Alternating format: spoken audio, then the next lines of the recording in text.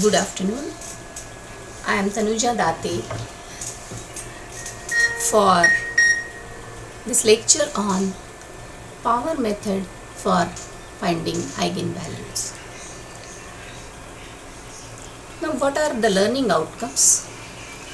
At the end of this presentation, the learner should be able to recognize importance of eigenvalues, describe the eigenvalues and associated eigenvectors, and also apply the power method, which is an iterative method for solving the given characteristic matrix for finding most dominant eigenvalue and the associated eigenvector. Now, what is the power method? If we check that A is n by n matrix having n distinct eigenvalues from lambda 1 to lambda n, assuming that lambda 1 is the largest eigenvalue which exists, then we can say that lambda 1 is greater than lambda 2 and so on. Among all the eigenvalues, this would be the most dominant or largest, and so it is called as dominant eigenvalue of the given characteristic matrix A. Now, if we have this eigenvalue lambda 1 to be most dominant, its associated vector can also be termed as v1, v2, vn and so on respectively for each eigenvalue, which is lambda 1 to lambda n. If lambda 1 is most dominant, then we can say v1 is the most dominant eigenvector for this eigenvalue. Now, this is the definition. Now, for obtaining these values, we can choose initial approximation for this eigenvector and eigenvalue. To start with, we assume eigenvector x0 to be a non-zero vector, and the values of these components of this eigenvector will be lying in the range of -1 to +1. So, if we assume x0 to be initial starting value, we can go in a successive approximation process which is iterative, and we can keep on calculating new eigenvectors by multiplying with vector A, matrix A, with the initial approximation of the vector value. So, Ax0, if we multiply with the matrix multiplications, we can obtain x1. Now, from this x1, what can be obtained is the next vector, which is x2, by again multiplying it with A, and Ax1 would be called as x2. In the process, what we are doing is x1 is Ax0, and so A into Ax0 becomes A square x0 to obtain x2. So, as we proceed this further, for the next last approximation x raised to n actually could be A raised to n into x0. So, we start with initial approximation value and we keep on calculating the vector again and again by multiplying with the matrix A to obtain the successive approximation of the vector, which we take as x raised to n.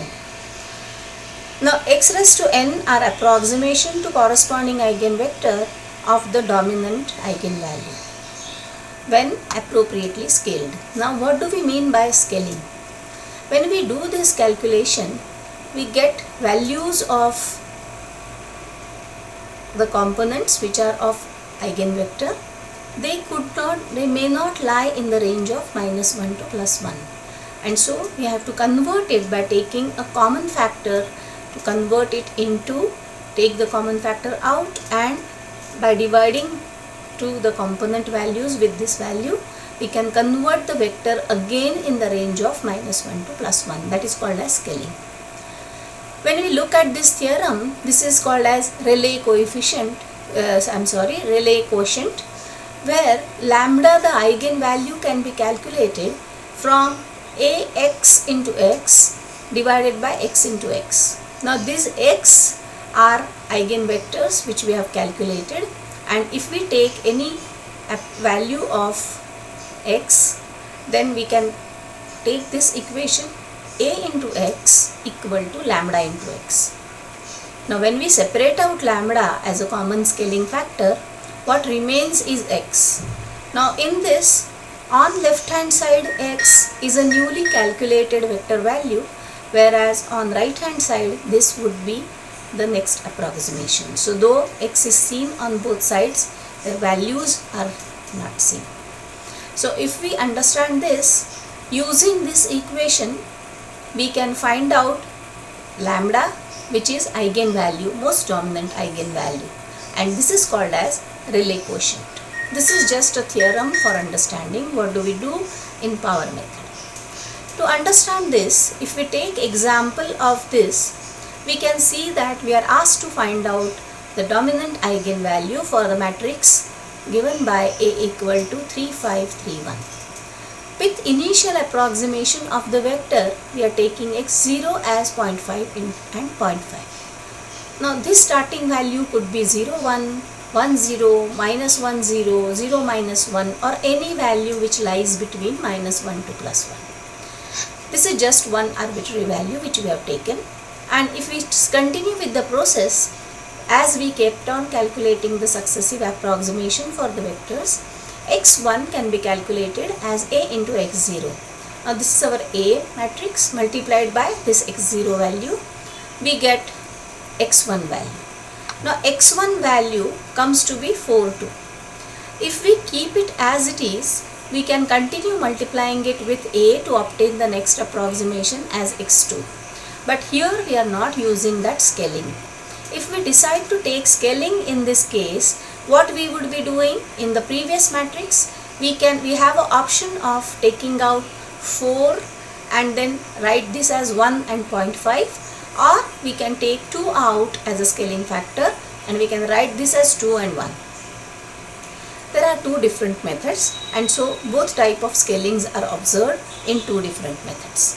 Right now we are just calculating the various vector values without doing the scaling. So you can observe that if we continue calculating this every time multiplying with A, we end up getting x5 as 4864 and 2912. Okay.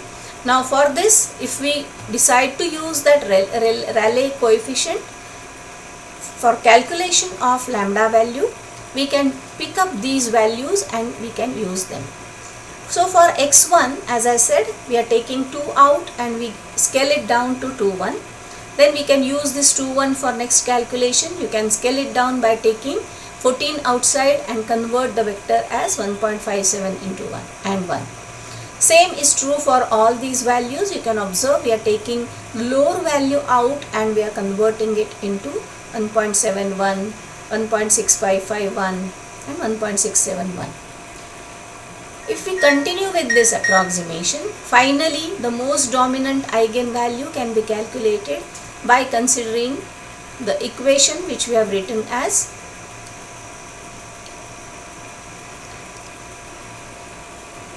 when A into x divided by x into x. So we get, when we convert by multiplication, we convert and we get it as 22.72 divided by 3.7889, which comes to be 5.996. If you remember, going back in slides, we said that this equation, when we are writing, we can obtain this value as ax into x divided by x into x as lambda. Same process we have done. If you observe carefully, we have taken ax, which we have calculated, multiplied by x divided by x into x in this. So you can take this ax raised to 5, which we got as 10.01, multiplied by x value divided by x into x, and we obtained 6 or 5.996 to be the most dominant eigenvalue. Now this is one method where we continued without scaling, and then later on we have directly used this expression for obtaining the largest eigenvalue. Instead of that, there is second method which we use largely in power method, where we start scaling and we continue keeping the vector in the range having -1 to +1 value as the vector components. Let us take this second example where A is given as 7997 with x0 value as 10. Now continue this process of multiplication for getting AX0 as 79. Now instead of keeping it as it is, we are picking up 9 as the scaling factor to be taken out, and once we take 9 out, this becomes 7 by 9 and this becomes 1, which converts itself into 0.78 and 1. So we are not looking at 9, but we are using only this vector as the next calculation of next approximation. So now for AX1, what we are doing is A is taken as it is, but the vector is not taken as 7, 9, but it is taken as 0.78 and 1, where we have taken 9 out as a common factor. With this, we convert this multiplication and then we extract 14.44 as the scaling factor outside, and we convert the vector, which becomes 1 and 0.97 obtained out of this calculation. Again, continuing with the same thing, you can keep watching that the scaling factor which we are taking out every time after calculation keeps on changing from 9 to 14.44, then 15.79, and all we are doing is we are just picking up the larger value to be taken out, and then remaining components which remain in the vector are in the range of -1 to +1. So this value gradually converges on, you can see 15.93, 15.9887, 15.997 as we continue with this calculation, and this value which we are picking up is the largest or most dominant eigenvalue. So this is a power method which is used where every time we do the same calculation AX0, but we keep on taking the larger factor out, and then we can get the most dominant eigenvalue in the form of the scaling factor which we are using. So gradually it converges on the most dominant eigenvalue, leaving the vector which becomes associated vector for this dominant eigenvalue, and so this becomes the eigenvector corresponding to most dominant eigenvalue. So we get 15.998 which can be approximated to 16, and the associated vector which we are getting is 1 and 0.999. Now the way 15.998 can be approximated to 16, this also can be approximated to 1, and so we can realize that when we converge on the most dominant eigenvalue, the associated eigenvector ideally becomes 1. Okay, this is the power method, which is iterative, and it keeps on giving us most dominant eigenvalue and eigenvector. If you have understood all this process, I suggest that I have given you 3 problems for 3 different A values and the initial guesses for the vectors as x0. You can try calculating using these methods. If you are interested, you can use both the methods and check your answers whether you are getting same answer. You can also try calculating for same number of iterations so that you can compare the accuracy of result and the rate of convergence on the actual value. Thank you very much for watching this video. Happy learning!